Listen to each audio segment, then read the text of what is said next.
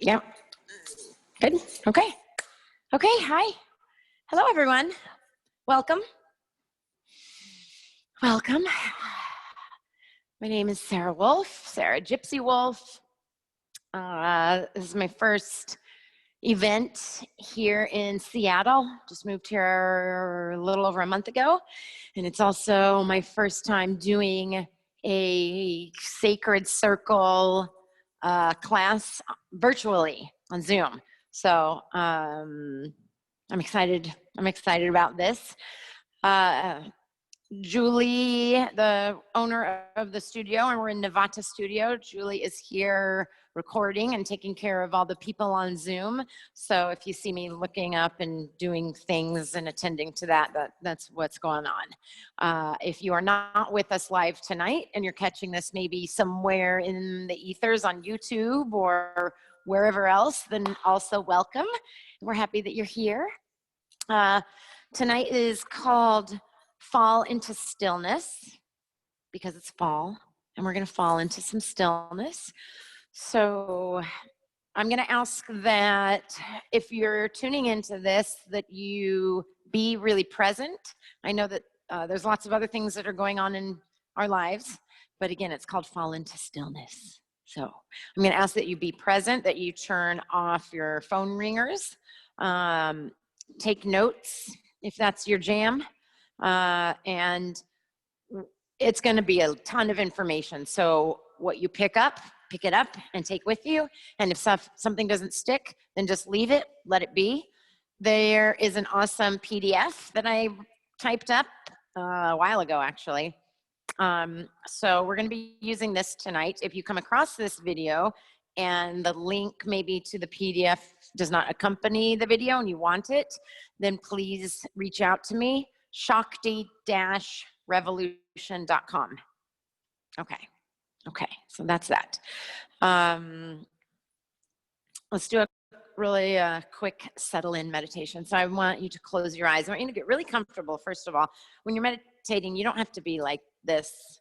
Like, get comfy. If you need to lean against a wall, lean against a wall. If you want to have your legs out, have them out. If you want to be in a chair, a couch, maybe laying down.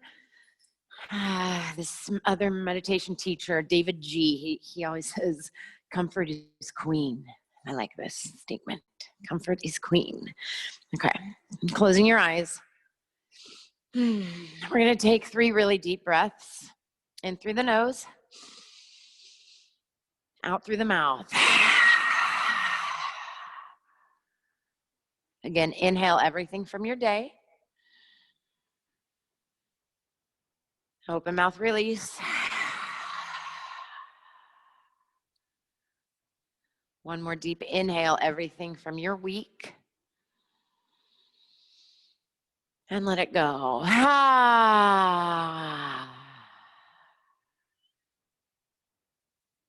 Now sealing your lips, allowing the breath to flow naturally. We're going to do 3 more breaths, but a different type. First, I want you to just do a body scan and relax, starting at the top of your head, moving down through the muscles in your face, your eyelids, your jaw, your tongue, the whole inside of your mouth, all the muscles in your neck, your shoulders.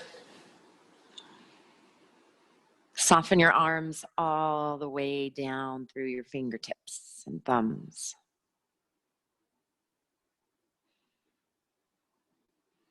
With every exhale, you relax more and more. Relaxing all the way down through your chest, all the internal organs, your stomach, your lower belly. Now, most importantly, I want you to relax the entire pelvic region.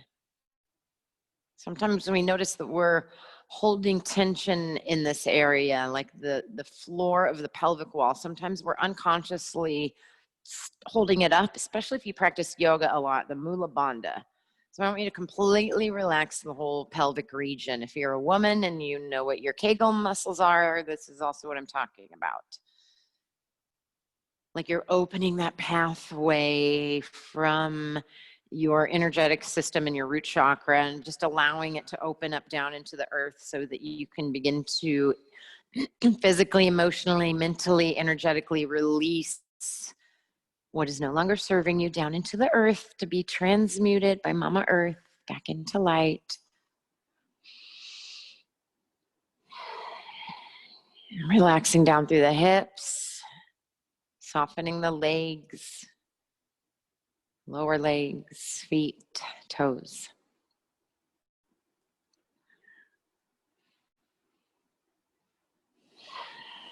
Now on this next round of 3 breaths, I want you to imagine that you are breathing fresh, new, grounding, strong energy up from the earth. We'll start in a moment, but imagine this like Mother Earth energy.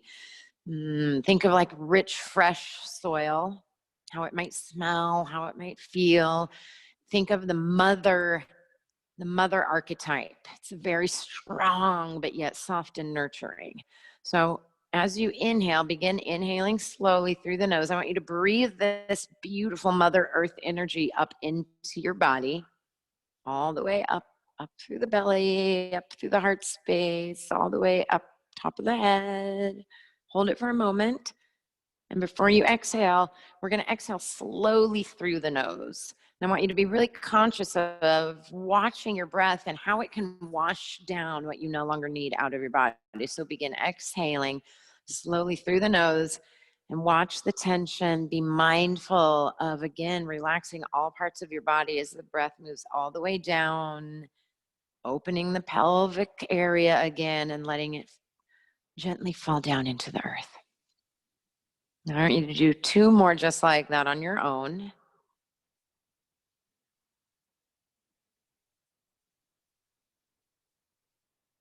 Slowing everything down from your day, being really conscious and present of what's going on in the moment.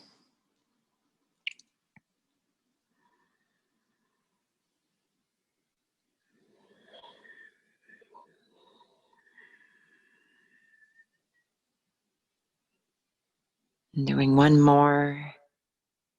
Maybe noticing how you're feeling a little bit more grounded, a little bit more rooted, a little bit more relaxed.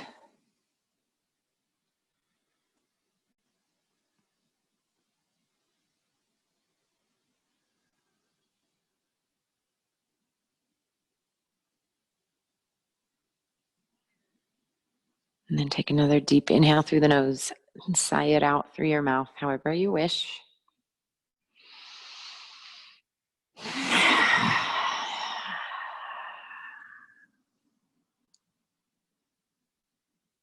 And just notice from that simple, short breathing exercise, the amount of stillness that has come into your mind and your body. Starting to slow everything down. And then if you want, you can bring your hands to your heart center, either in a prayer position or flat on top of your chest. Just thank yourself for showing up. Just thank yourself for showing up for the next hour for some you time.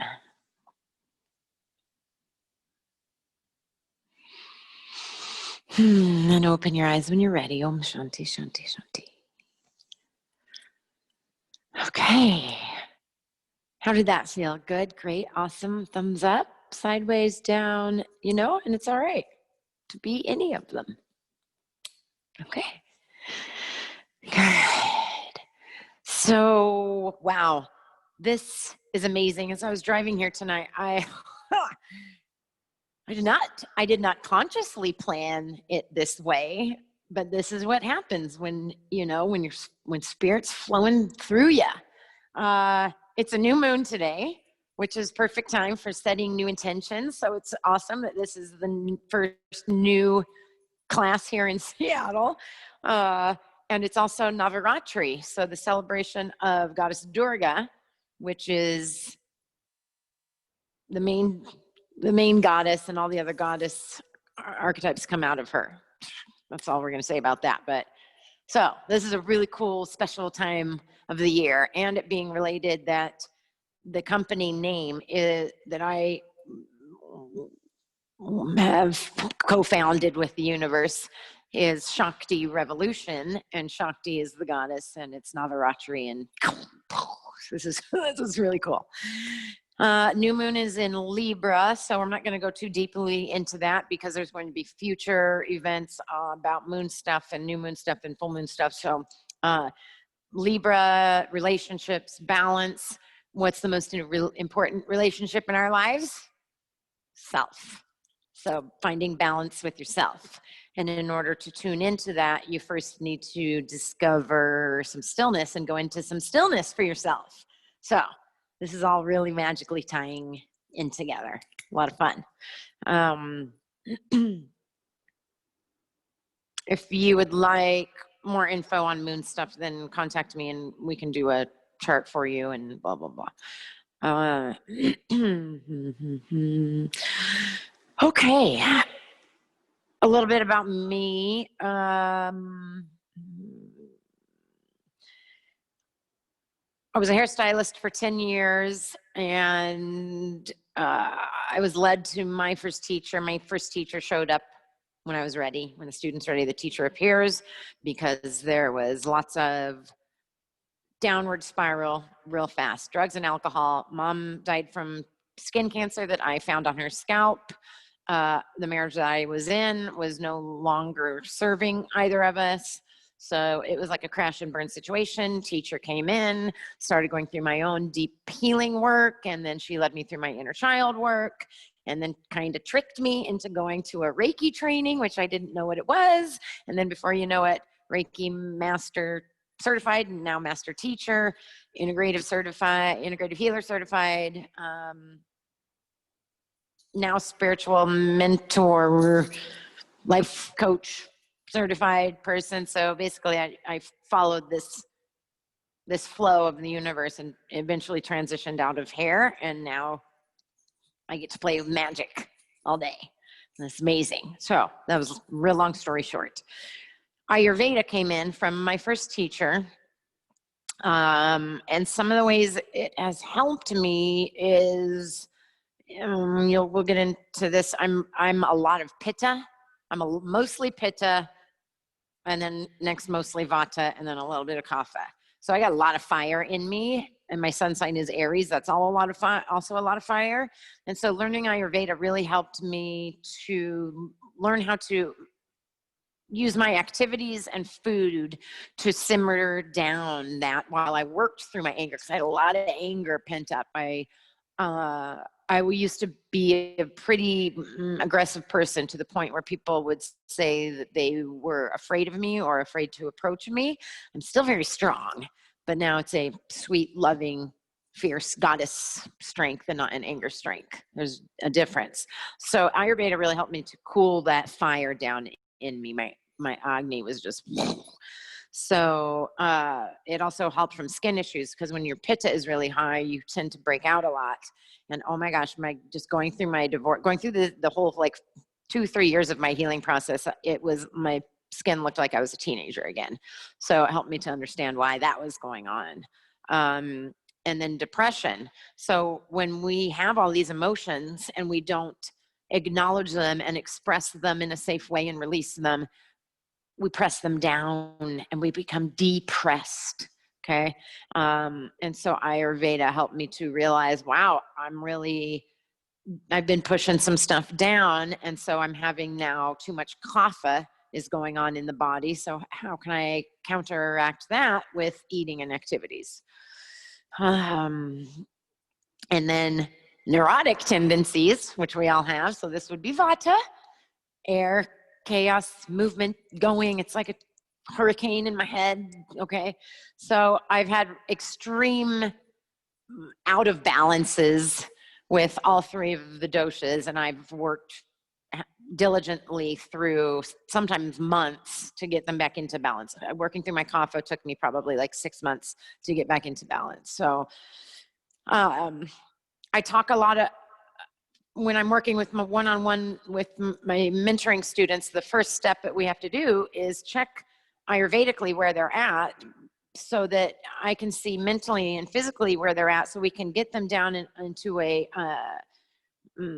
what am I, not like a clean slate, but a balance, what's the word I'm looking for? Kind of like point blank foundation, so that we can build a foundation. We got to bring them back down to kind of zero, so that we can get a strong foundation built, so that we can then go in to the emotional part of the house and of the heart. As we're diving into this now, I'm going to share with you the 4 pillars of learning, because like I said, it's going to be an overload of information. So you might be like, I don't even know what she just said. I don't even know why I watched that. It all went in one ear and out the other. Don't worry about it. Like I said, you have the PDF, you'll have my information, you'll have Nivata and Julie's information. So if you need to reach out to us for extra help, we'll be here. The 4 pillars of learning. Information has to be passed. In Ayurveda, in yoga, a lot of this information for about 5,000-ish years has been passed down verbally from teacher to student. Now we can pass it through technology and through books and things like this. So the information is passed either from teacher or book to the student, okay? The information then has to be processed and integrated for however long that takes in the person. Once it's processed and integrated, then the student will have an experience of that knowledge, and so then it becomes experiential, and then and only then will the information become known. So you can't read something and know it. You can't go from step 1 to step 4.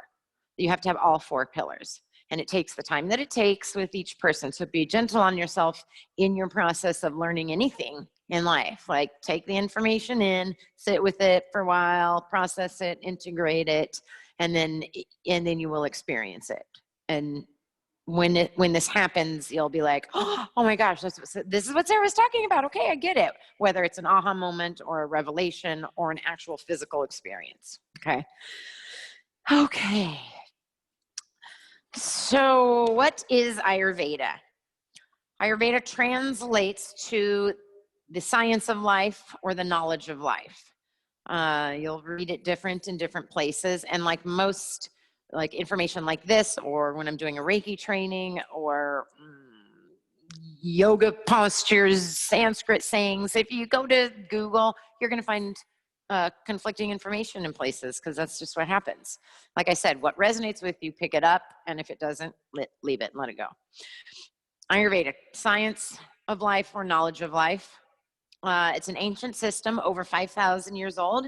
It comes from the Vedas, which are ancient books that kind of had these teachings in them. That's as much as I'm going to say about that, because the more we talk about that, the more confused you might become. The Vedas, the knowledge in these books were passed down by the teachers called rishis, and they were passed down verbally and a lot of times sang through sutras, which means thread. And so you were, as the teacher to the student, you were kind of threading the quilt of knowledge along with the 4 pillars. Okay, does that make sense? That was like a background yoga 101 real quick. Okay. It is a holistic mind, body, spirit, emotional, physical, spiritual. So let me just clarify, this is not in here yet. We haven't gotten into here yet. Right now, I want you to listen, maybe even close your eyes and just listen and pick up what you pick up. It's a holistic, whole, total health, whole, total, okay? Holistic mind, body, spirit. So emotional, physical, spiritual, mind, body, spirit, emotional, physical, spiritual approach to health and well-being. Practices and tools to aid in the overall performance of the machine that is your life and your body, okay? Ayurveda recognizes that most disease, if not all, begins in the gut. Now we're getting luckier and luckier because modern science and Western medicine and studies are showing and beginning to understand the microbiome and how our gut health is related to our immune system, brain, and nervous system. The Japanese say that the brain of the body is actually in the gut and not in the head. So when you start to focus on the digestive system and the gut and the microbiome, not saying that you can become immune to disease. It just means that you are creating a cleaner slate so that if or when a sickness comes in, the body's so wise, it will be able to clear it out and heal faster from it. You know, so maybe like a lot of times the sickness that manifests is maybe something that we need to learn, or it could also be something that we're releasing. A lot of times when I've been releasing stuff, I've gotten really ill, gnarly colds, strep throat when I was working with some throat chakra stuff.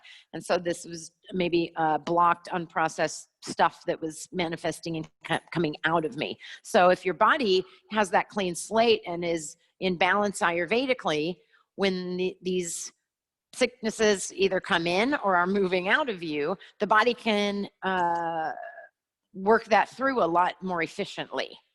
Does this make sense? I hope.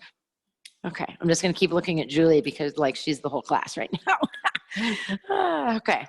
The knowledge and wisdom of our bodies has a self-regulating ability that strives for balance. I'm going to say that again. The knowledge and wisdom of our bodies has a self-regulating ability that strives for balance. Okay, the body is really wise. The consciousness that we all are, the para-atman, para-brahman, the supreme one consciousness that we are, that we all are, that same universal wisdom is in each of our cells. So the body wants to heal, it wants to regulate, and it knows how to do so if we provide the right atmosphere for it. So for instance, you may know this, you may not. Our skin, we have brand new skin every 27 days. Brand new liver every 30 days. I'm guessing as long as you're not putting a lot of toxins through it that it needs to process with alcohol. Liver 30 days, brain 2 months, lungs 9 months, new bones, and a complete new body every 7 to 10 years. So if you just give the space to do what its job is to do, then theoretically, you should be fine, right? Is there a question? Always saying that the audio is cracked, and now is super crackly. So you may want to just pull that towards your mouth a little bit. A little bit more. Can you hear? Is it better now? Is it better now?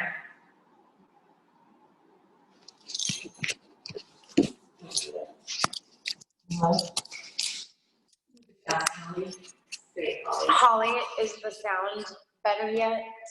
Or is it better now? Oh wait, maybe it's because it's unplugged. Oh, it came unplugged. Okay, is it better now? Holly, thumbs up or thumbs down? Yes. Okay. I must have rocked back and unplugged it. Okay, so I'm gonna keep it in the front. Thank you for letting us know. Okay. So I'll just read that again. Okay. The knowledge and wisdom of our bodies has a self-regulating ability that strives for balance. New skin every 27 days, new liver every 30 days, new brain every 2 months, new lungs every 9 months, new bones and complete new body every 7 to 10 years. The only exception to this is if there has been some kind of trauma to the body and there's scar tissue, those areas do not regenerate themselves. So that's the only side note to that. Ayurveda is the sister science to yoga. So yoga postures is maybe like 1/1600th of what yoga what yoga is all about like what the Yoga Sutras and all the books of yoga are really about. The postures is a tiny bit. So Ayurveda is the sister science that goes with the whole study of yoga and the way of life. Okay. It is part of living a balanced life and being aware of not only the food we put in our bodies, but how the activities that we choose can also greatly influence our health. So I wonder, like, how aware are you about the activities that you choose and how they're affecting you and influencing you? A lot of my students, there's not a whole lot of people that sleep really great. There's a difference between sleep and restful sleep. We want to be getting ready and preparing the body for restful sleep every night. So many people wake up and they're still so tired, even if they had 8 hours of sleep. It's because they're not really preparing the body for restful sleep. Maybe they're up watching TV or a show or on social media right before they go to bed. I mean, what do you think that going like this is doing to your brain right before you go to bed? It's not teaching it to wind down. So maybe, over the next few days, over the next week, really pay attention to the activities that you do and how are they affecting your body? Like maybe do some deep breathing or meditation and notice how calm you are. And then pick up your phone, get on social media for 10, 20 minutes, and then set it down and check out the vibration that's going through your body. Most likely you're going to feel like someone just plugged you into an electrical outlet. Okay. Not saying it's a bad thing. I'm just asking you to become more aware.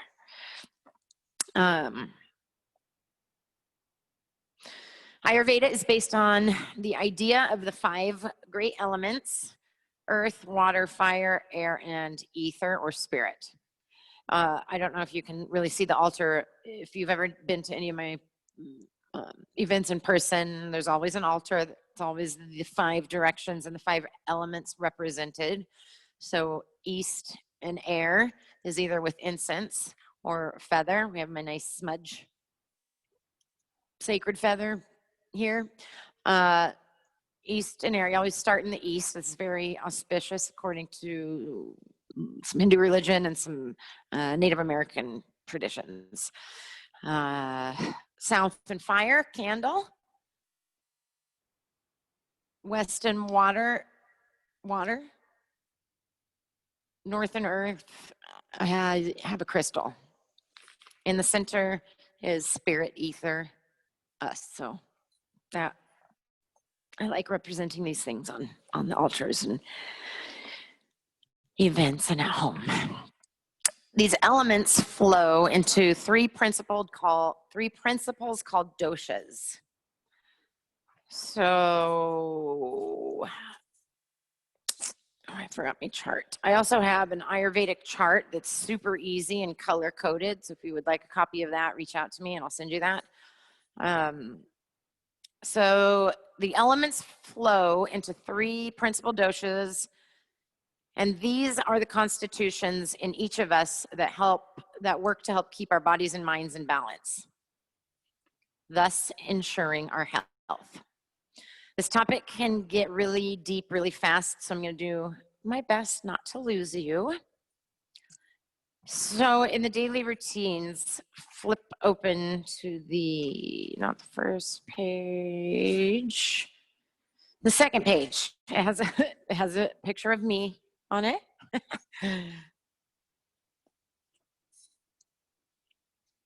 So what I pulled from was in this first paragraph.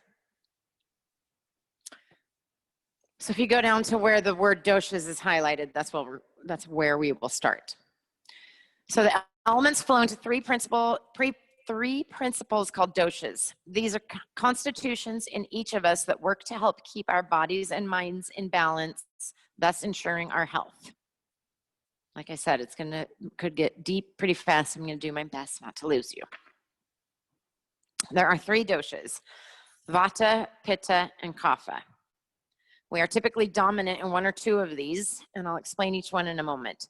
There are also dosha times of the day and dosha times of the year and dosha times of our life. We are nature, and so we're going to flow best with nature. Yeah, okay. For instance, pitta, which is related to fire, like I explained, would be most prominent in the late spring and summer months. Kapha, which is earth and heavy, is related to late winter and early spring months. And vata is movement and air, so fall and early winter are associated with that dosha. Let's go on to the next page and we'll kind of start talking about each. So vata, ether and air. It's mobile, lightweight, dry, rough. It governs all movement in the mind and body. It controls blood flow, elimination, breathing, movement of thoughts across the mind. It's the leader of the three doshas, since pitta and kapha cannot move without it. You have to have air and ether to help move, to help light the fire, and that eventually can help move the earth. If you are highly have a lot of vata in you, a balanced vata, you'll notice a lot of creativity, very peaceful, spiritual, strong movements, good blood circulation, calm nervous system, balanced emotions and reactions. If you are out of balance, or the vata in your body is highly out of balance, you could have constipation, lack of energy, loss of sleep, fatigue, anxious, fearful, forgetful, stressed, flatulence, hyperactivity, dry, scaly skin, arthritis, osteoporosis, and intense PMS symptoms. Times of the day: 2 a.m. to 6 a.m., 2 p.m. to 6 p.m. So the times of the day in Ayurveda is going to be the same, whether it's a.m. or p.m. Just know that. Times of the year: autumn, early winter. Times of life: age 50 to death. Tastes are pungent, astringent, and bitter. Next is pitta. Pitta is made up of mostly fire and a little bit of water. Hot, sharp, light, oily, smooth, mobile. Influences digestion, metabolism, body temp, biological transformations, hunger, thirst, fear, anxiety, anger, and sexual desire, which are all stimulated by heat. It controls courage, willpower, and mental digestions. If your pitta is balanced, you will feel intelligent, sharp, good memory, good discrimination, strong metabolism and digestion, sexually passionate, bright and clear eyes, and healthy skin. Out of balance: anger, stubborn, volatile, controlling, hateful, quick-tempered, difficult to deal with, hypertension, insomnia, heartburn, migraine, acne, acid reflux, skin rashes. Times of day: 10 a.m., 2 p.m., and 10 p.m., 2 a.m. Times of year: late spring, summer. Times of life: puberty to 50 years of age. Did I do times of life for vata? Times of life for vata was age 50 until death. Times of life for pitta: puberty to 50-ish. Tastes: sour, salty, and pungent.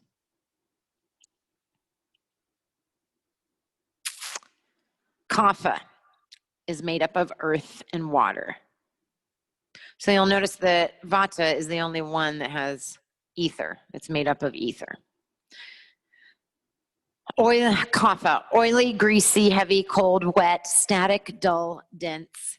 Controls chest, throat, head, sinus, nose, mouth, joints, plasma, and liquids of the body, mucus. It provides lubrication, moisturizes skin, heals wounds, gives energy to heart and lungs, maintains immunity. So I like that how it says heal wounds, because kapha is earth and water. And remember at the beginning doing the Mama Earth, like breathing up the Mama Earth. So, you know, Mama Earth in all of her glory maybe has a lot of kapha.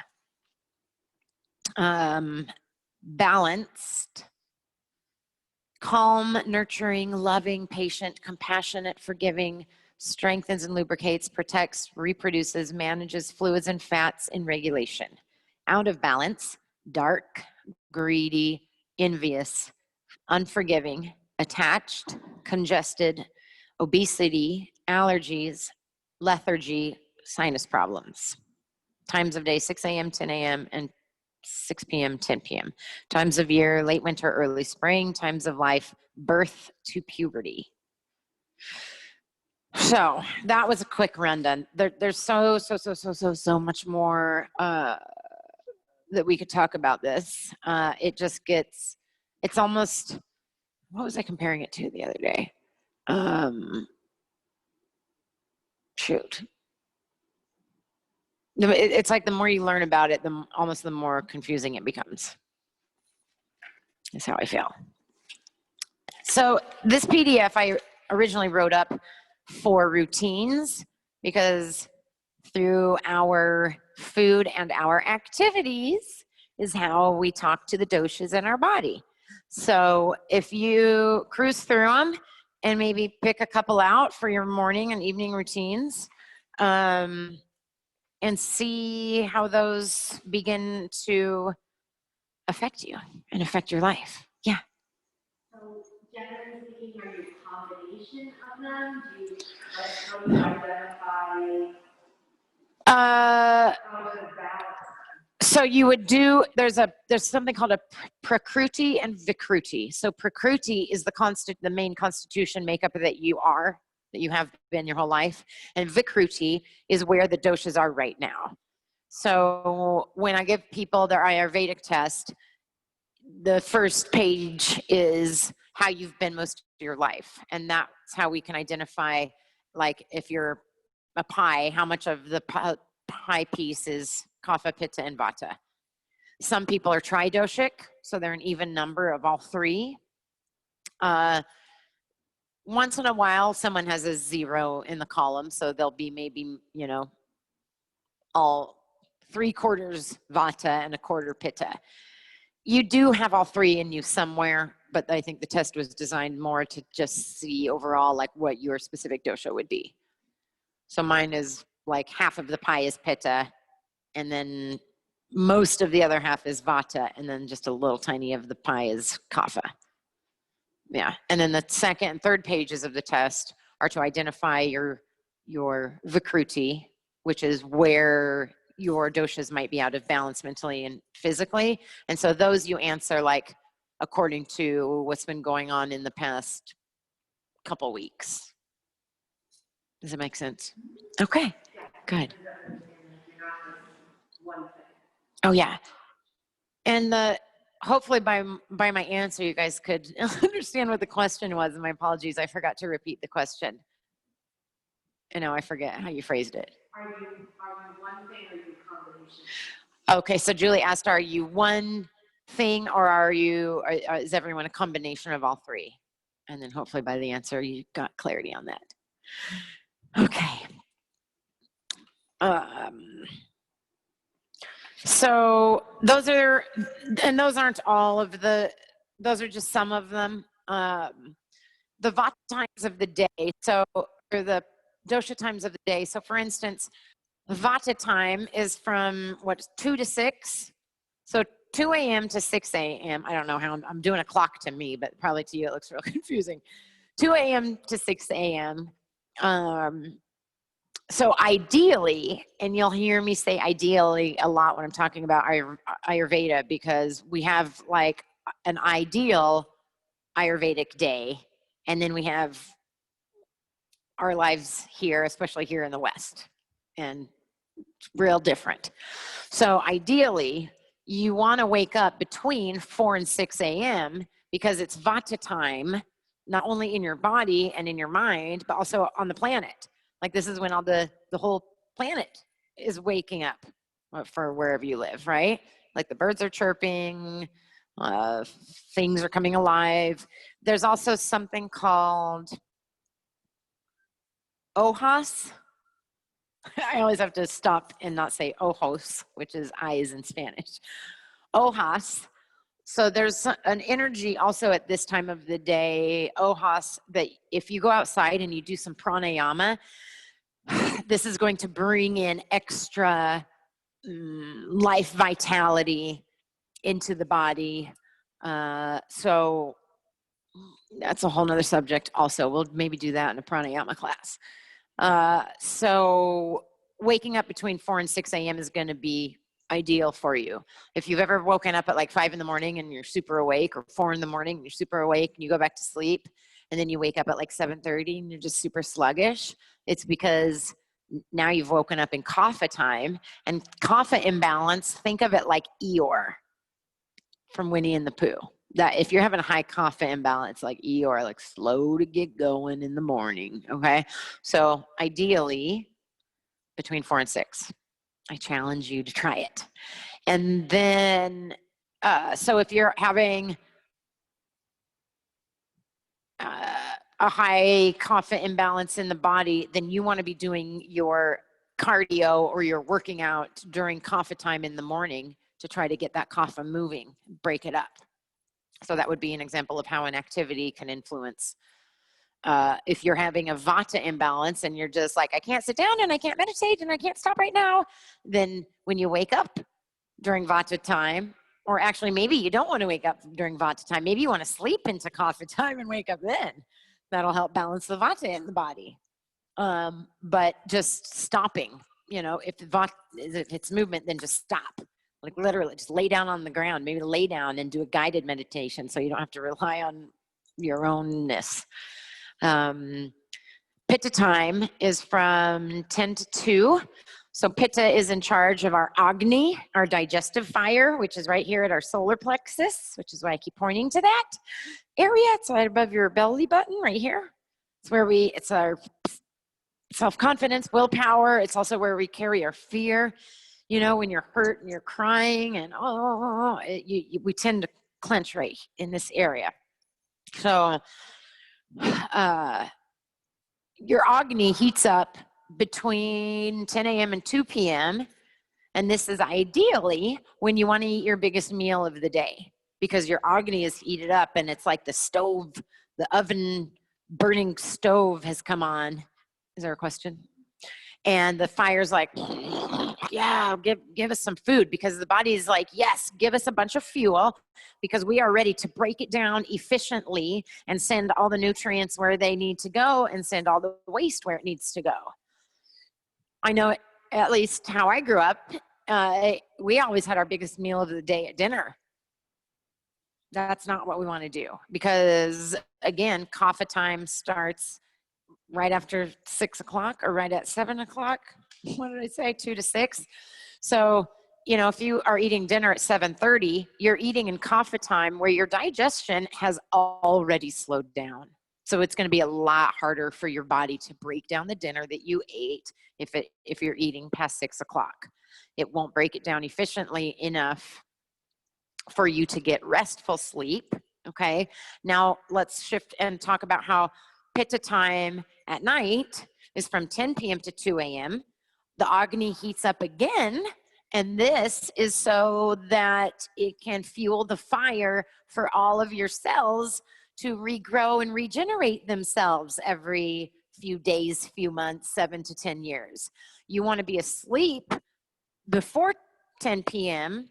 so that your body and mind aren't focused on anything else except for shutting down into that stillness so that the body can do its wise job of regenerating, regrowing, naturally healing itself. So if you're eating dinner at 8, 9, 10 o'clock and then going to bed, when that fire heats up, it's having to focus on breaking down the food that you just ate, not on regrowing the body and healing the body. So for me, at least, this is all very like logical, scientifical, make sense, you know, like we are nature. We are going to feel the best when we flow with nature. When my teacher first started teaching me this, or when I first started working with her and she was sharing all of this with me, I was like, oh, no, no, no, lady. I am a night owl. My mom was a night owl. I will always be a night owl. And this morning, my eyes popped open at 5:45, no alarm. And I love it. And I love it. And I feel so good. If I sleep, yes, I sleep in on the weekends. I'm human, okay? But during the week when I'm getting stuff done, if I happen to sleep in until like 7:30 or 8, my whole day is a lot more sluggish. It's hard to get going. My workouts are harder. So again, I challenge you to really try out this theory. There's a reason why it's been around for over 5,000 years and why we're talking about it today, okay? Times of the day, we talked about times of the year, the times of the life. Okay, so I think that's good. I think that's good. Like I said, there's so much. It's such a cool, fascinating subject. So I hope you pick some stuff up from that. Let's take a couple deep breaths and re-ground and come into stillness again for just a moment. I want you to choose. I want you to tune in to your mind and body right now and do whatever 2 or 3 breaths, do whichever type of breathing feels good for you right now.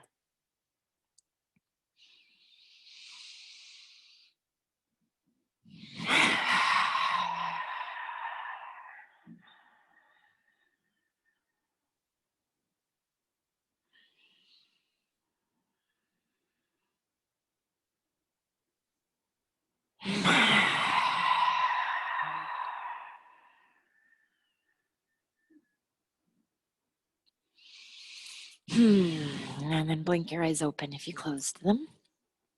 Okay, now we come into what is this space that I'm in?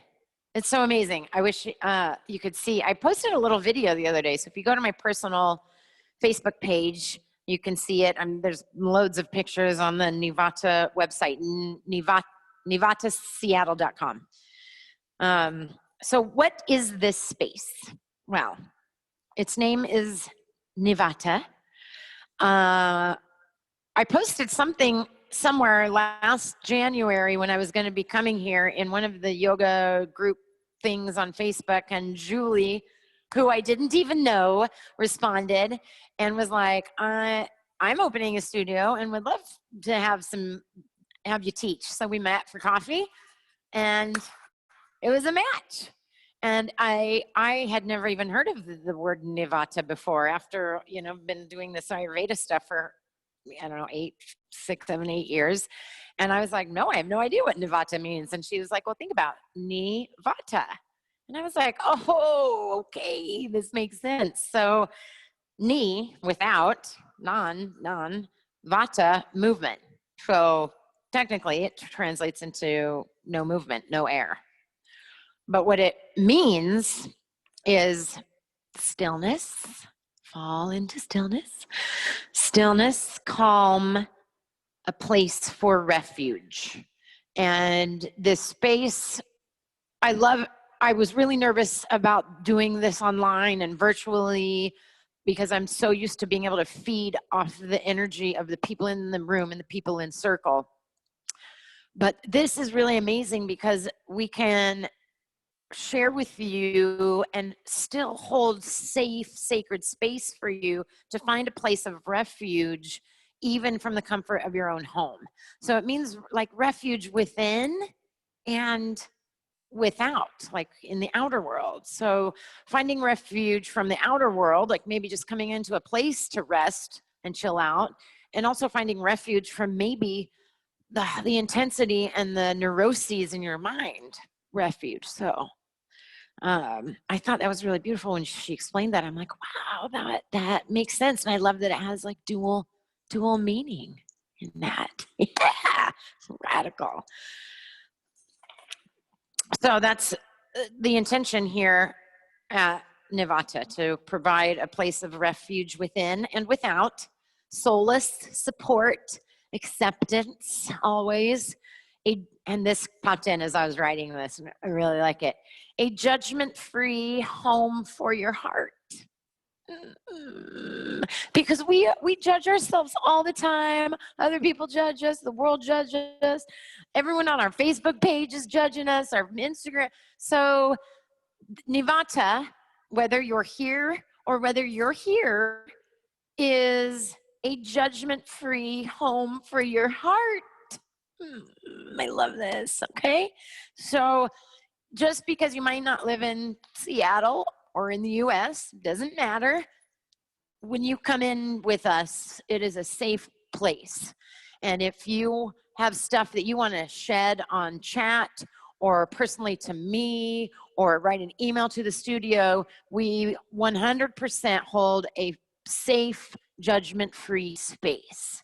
This is really important. It is in the integrity of the holding sacred, safe space, no gossip, no talk, chit-chatty about this is of not a clean, high vibration of medicine. And my teacher now, whose name is Goddess Tara, and she's this spitfire, wonderful Italian white witch woman. She says, keep your medicine clean, sweetheart. Keep your medicine clean. And this is a clean space. And this is a clean, safe space. Okay. Yeah. Yeah. And this is the mission statement from the website. A need for stillness, the longing for calm, and a safe place to take refuge from the chaos of our busy and overscheduled lives. We believe that taking time to nourish your soul has a positive effect on every aspect of your life. Let me read that again. We believe that taking the time to nourish your soul has a positive effect on every aspect of your life. Okay?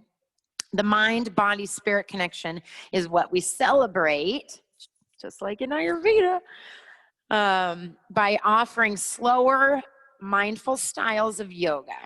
There's loads of classes online already, and I think on your YouTube, right? On the YouTube. On the schedule, you'll find yin yoga, kundalini, restorative, mindful flow, and more. And there's going to be more events, workshops, gatherings. There's a new mindful dance class that has also come in. So the classes you can do live via Zoom. They're recorded. I think you can access them later, YouTube. Okay, so tap into this. Now we're going to end with a little ceremony. And then we'll wrap it up and we'll be done. Okay. What? Oh, you're welcome, Tashia. I don't know if you're leaving, but you're welcome. Okay, so let's go back. You can actually, yes, I do want you to go in. So again, get really comfortable. Closing the eyes, either leaning or laying or however you want to do it. So to honor the great divine and all of the amazing universe, I'm going to start by calling in all of our guides and teachers and thanking them for helping to facilitate this beautiful session, this beautiful space. All students, past, present, and future, all teachers, past, present, and future. I'm going to call in the sacred directions and the sacred elements. East in air, south in fire, west in water, north in earth, in the center, spirit, ether, above us, below us, within us, and all around us. Thank you for opening and protecting this beautiful space for all of these souls, whether it be in person or online. We thank you that this is so, and so it is, with no harm to ourselves or anyone else. Aho, blessed be, blessed be, blessed be. So I want you to come back into your stillness, whether you need to take a couple breaths, whether you need to go deep into your heart space, maybe down into your root chakra. Maybe you are just sitting and watching the rise and fall of your belly or your chest as you inhale and exhale.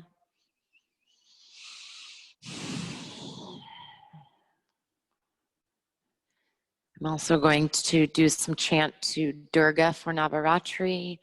Om Dum Durgaye Namaha, Om Dum Durgaye Namaha, Om Dum Durgaye Namaha, Om Dum Durgaye Namaha, Om Dum Durgaye Namaha, Om Dum Durgaye Namaha, Om Dum Durgaye Namaha, Om.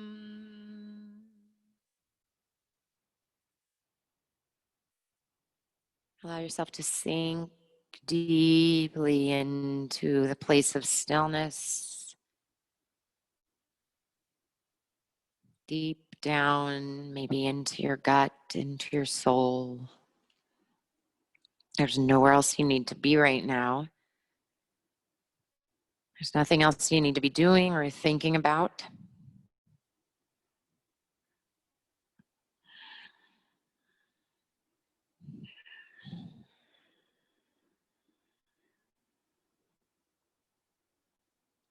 Noticing what parts of your body are making connection with the floor or the chair or the bed or the couch.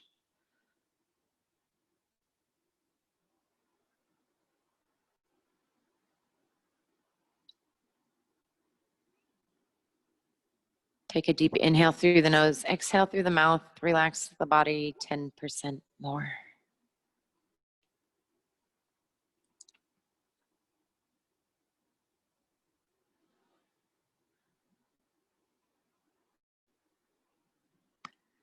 I want you to bring your awareness to your left pinky finger. If for some reason you don't have a left pinky finger, maybe try your right pinky or maybe the left ring finger.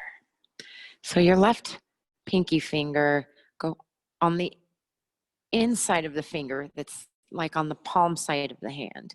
And I want you to just go up to the top of it, like the last pad, the last phalange on your pinky finger, like where your pinky fingerprint would be. And I just want you to notice it. Be aware of it.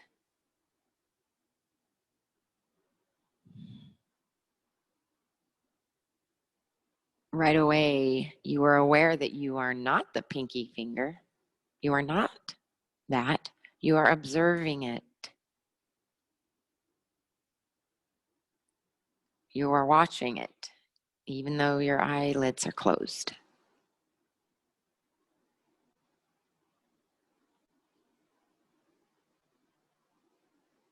Remember, like the Buddha said, the root of suffering, the root cause of all suffering is attachment. We're really attached to a lot of things in our life. And let's see if you can come into a place of stillness and just maybe detaching for a moment. So try another body part, like your maybe right kneecap. Oh, there it is. Oh, there's my right kneecap.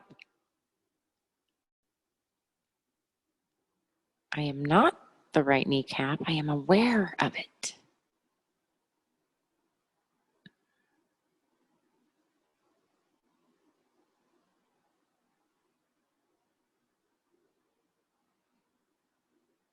Now try the tip of your tongue.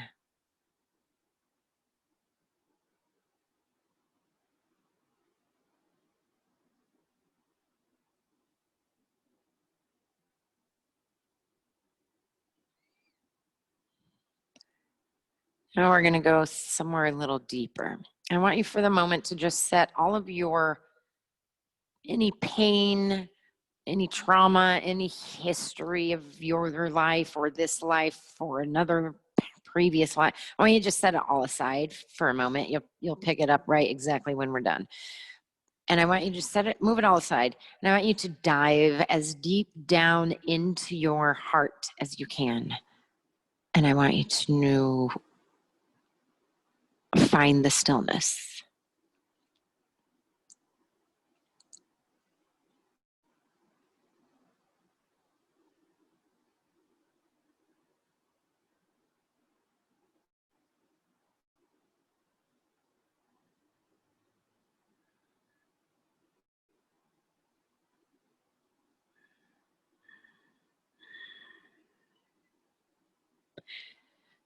And now I want you to observe, even though you can be mindful of your heart space or that deep place of stillness, that you're also simultaneously aware of where there is still movement in the thoughts or maybe energy in the body.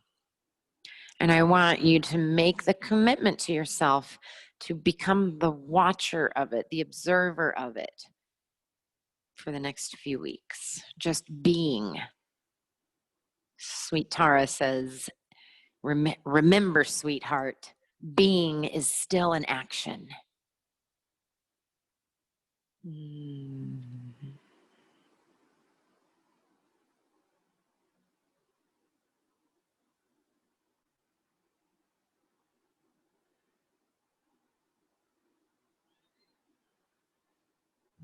And then begin to take a nice deep breath in through the nose, out through the mouth.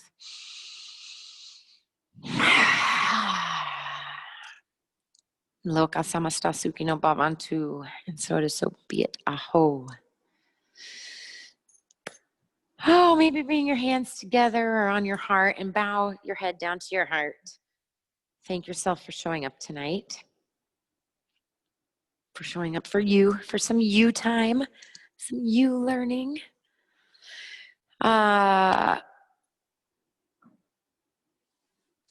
It is a new moon, but I'm going to, again, challenge you. I'm challenging you a lot tonight. I'm going to challenge you to really dedicate the next 2 months in some deep self-review of how do you find stillness, of Ayurveda, of meditation and journaling and all this magic fun stuff. If you need help with it, I want you to contact me. Everyone gets a free session to talk about it, and I can give you some pointers and, you know, work on maybe making a daily routine plan for yourself. Because in 2 months from now, what's the date today? So a little over 2 months is going to be the winter solstice. So we are in this fall season of change, chaos. We have at least in America, we have an election coming up. So there are lots of changes happening. I mean, for everyone this year globally.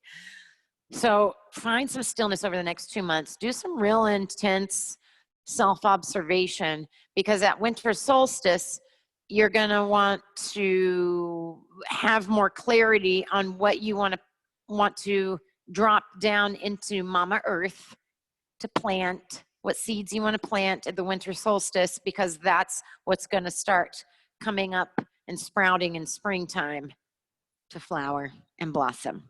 So again, this is flowing with the seasons, with the moon cycles, because we're nature and it all fits together. If you enjoyed this event, please review it on Google. You can type in Nivata Seattle Google review or Shakti Revolution Google review. We would really, really super appreciate that. The Halloween Samhain witchy ritual is on Saturday, October 31st on Halloween. It's going to be at 6:30 p.m. Pacific time. So even if you're going out to do something that night, maybe you still can. It's going to be an hour. We're going to set up, and it's going to be a ritual and guided meditation visualization of calling in our ancestors and loved ones who have passed. This is when the veil is the thinnest between the living world of the living and world of the past. They come in from the east. There's a whole thing. Please, please, please. The sign up will be up shortly, probably within the next week. Please, please, please sign up, because you're going to need instructions on how to set up your altar at home, because you cannot call in these spirits and beings without the proper protection. I practice, my lineage is Celtic magic. My family's lines go back to the very first druid and high priestesses. So this is the stuff that I follow and teach and play with. Okay. My website, shakti-revolution.com, nivataseattle.com. Any questions on there? No? Okay. I love you, I love you, I love you. See you next time. Namaste. Bye. Okay.